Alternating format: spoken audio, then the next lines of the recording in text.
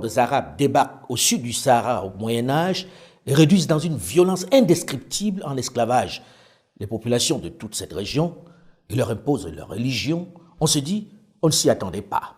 Cet esclavage va être particulièrement violent, déshumanisant, cruel, sanglant, déchirant, avec une extraordinaire déportation des populations noires.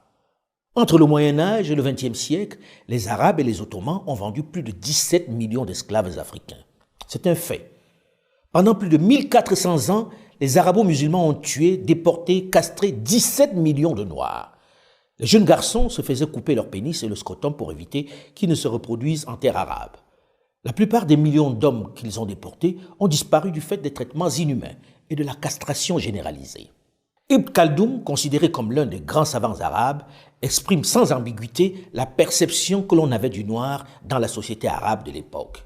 Il disait ceci, je cite, « Les seuls peuples à accepter l'esclavage sont les nègres en raison d'un stade inférieur d'humanité, leur place étant plus proche du stade animal. » Fin de citation. On estime à plus de 80 millions le nombre de Noirs morts dans le désert pendant la déportation.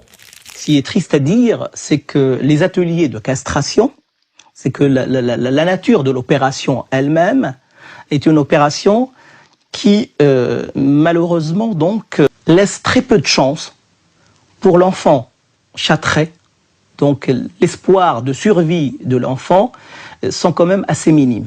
Les opérations de castration faisaient périr entre 70 et 80%. Ça vous donne une idée du massacre.